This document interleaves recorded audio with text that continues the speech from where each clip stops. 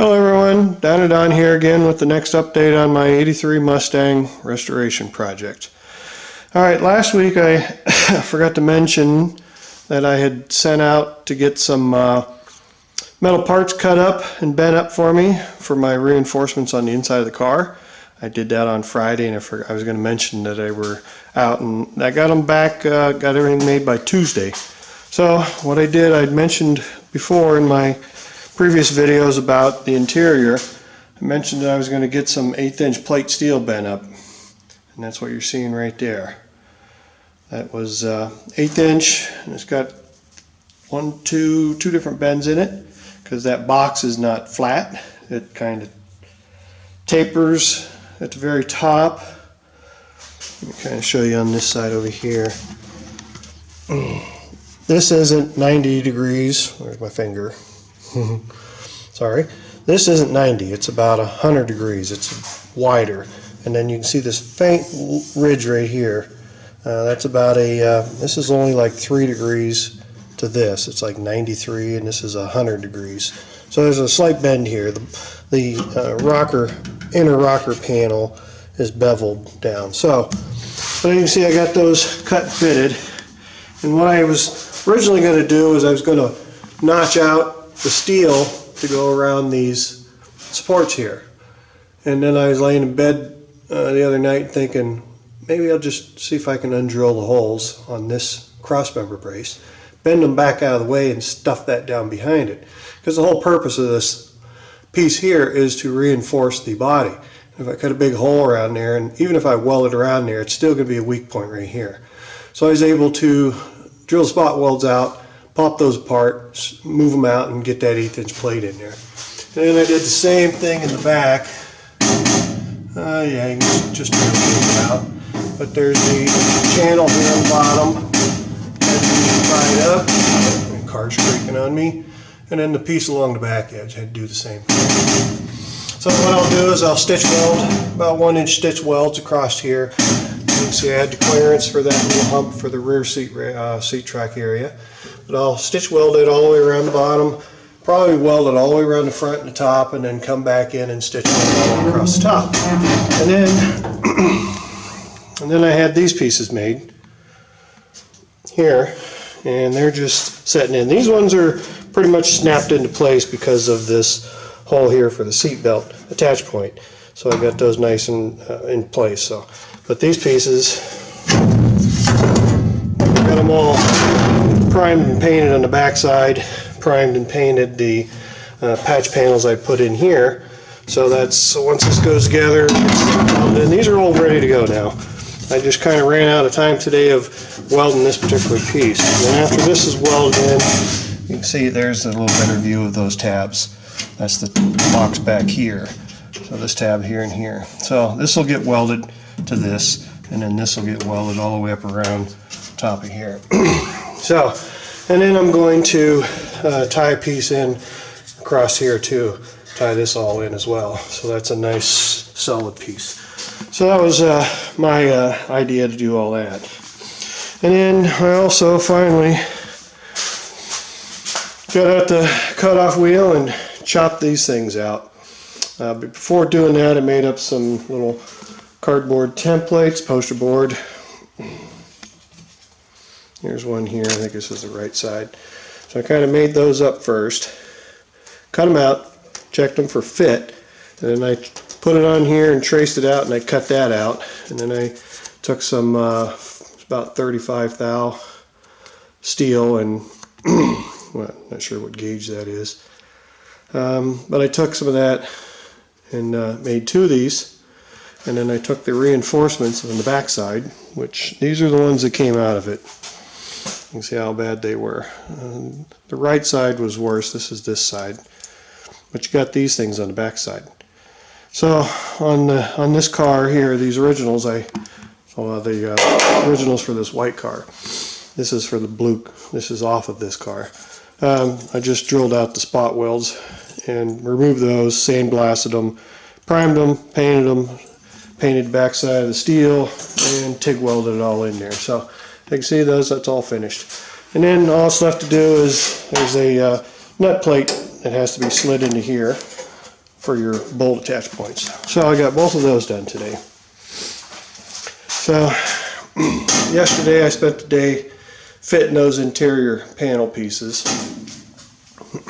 This one here I had to trim down. I had to make it so it came out to a point, so it had to be cut down. This one's the way it was when it came from the machine shop, and they charged me $150 for material and labor to do that. It was like, good enough, do it. So that's going to make a big difference, because once I cut this roof out for the T-top, the only thing supporting the car is this piece, that sheet metal tunnel.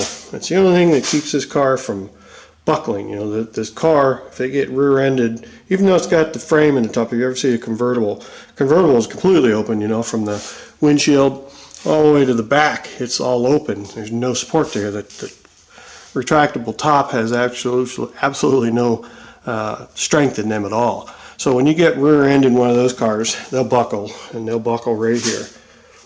And then the doors will end up jamming in. The top of the door will jam into the door jamb here and here, you know.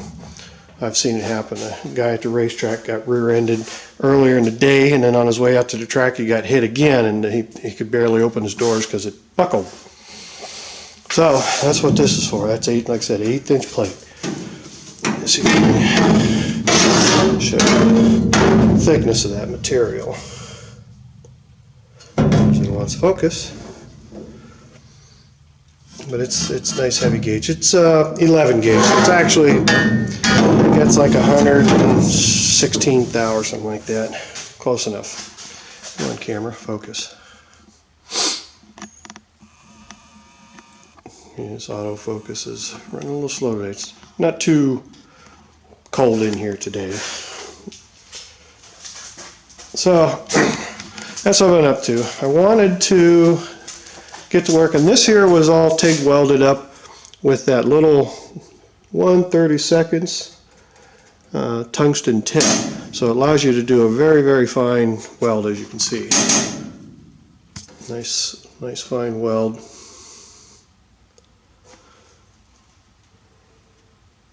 So, but that gave me practice for when I have to do that.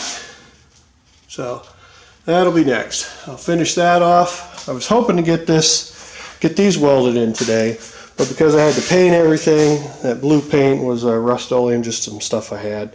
It was kind of slow drying, but it's a good paint for putting in between those to keep them from rusting. That aluminum paint is a lot faster drying. It's Rust-Oleum, but it's kind of probably just an enamel of some sort. Yeah, and that dries really quick. So you can handle that stuff in like 5 minutes. But that blue, that's more of an oil-based paint. So that's kind of where I'm at. So next weekend, hopefully I'll get these all welded in.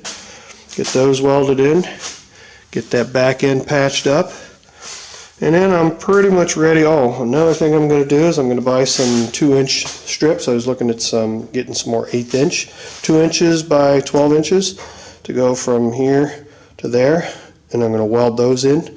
Probably do a couple spot welds right down through it into here, 3 places, and then it'll pretty much be stitch welded all the way around.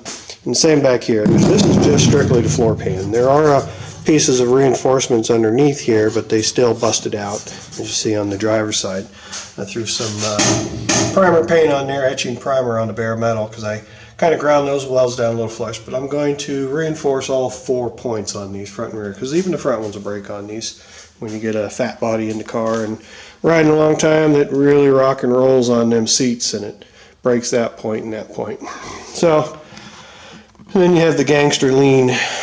So, and that's kind of about it. I think once I finish this up, get these done, oh, and I got the last box yet to put in for the lower traction, lower control arms. So I got to go ahead and dress this up, just knock down these edges, round them all off, smooth these little welds out. And again, I'll paint the whole bottom sides, etching primer, some Rust-Oleum paint on them, then clean the pocket up, and then I'll get that welded in. So hopefully next weekend I'll have all this stuff welded in, have that back all patched up.